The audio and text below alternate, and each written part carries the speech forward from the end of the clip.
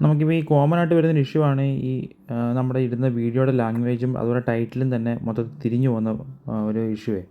അപ്പോൾ നമ്മളത് sort out ചെയ്യാൻ വേണ്ടിയിട്ട് ഫസ്റ്റ് നമ്മൾ ഓട്ടോ ഡബ് എന്നുള്ള ഓപ്ഷൻ എനേബിൾ ആയതുകൊണ്ടാണ് ഈ ഒരു പ്രശ്നം വരുന്നത് കോമണിൽ എല്ലാവർക്കും.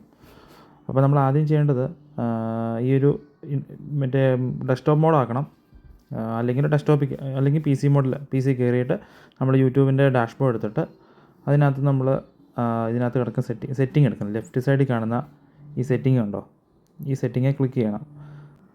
ഓക്കെ, ഈ സെറ്റിങ്ങെ ക്ലിക്ക് ചെയ്തു. അതിനുശേഷം ഇപ്പോൾ ഇങ്ങനെ ഇൻ്റർഫേസ് വരുന്നത്. അതിനകത്തുനിന്ന് അപ്ലോഡ് ഡിഫോൾട്ട്സ് അതിനകത്ത് എടുക്കണം. അതിനകത്ത് അഡ്വാൻസ്ഡ് എടുക്കണം.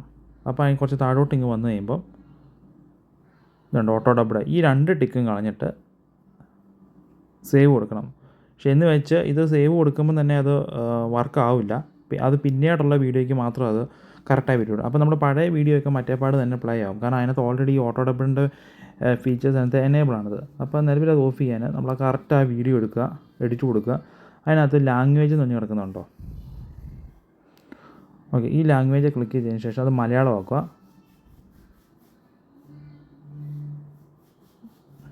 ഓക്കെ, സെലക്ട് ചെയ്ത് മലയാളമാക്കി. എന്നിട്ട് കൺഫർമേഷൻ കൊടുക്കുക. ഇങ്ങനെ ആക്കി നമ്മൾ ഈ പ്രശ്നം സോൾവ് ചെയ്യാം. എന്നിട്ട് വേറെ ലാംഗ്വേജൊക്കെ ഇവിടെ കിടപ്പുണ്ടെങ്കിൽ ഇവർ നിങ്ങൾ ഡിലീറ്റ് അടിച്ച് കളഞ്ഞാൽ മതി. അത് സെലക്റ്റായി കിടപ്പുണ്ടെങ്കിൽ പിന്നെ വീഡിയോ നോക്കി കഴിയുമ്പോൾ കൃത്യമായിട്ട് തന്നെ അത് മലയാളത്തിൽ തന്നെ എല്ലാ വീഡിയോയും പ്ലേ ചെയ്തോളൂ അത്. അപ്പം ഇതിന് മുന്നേ ഉള്ള വീഡിയോസ് നമ്മൾ ഓരോ വീഡിയോ എടുത്ത് ഇങ്ങനെ കൃത്യമായിട്ട് ചെയ്യണം.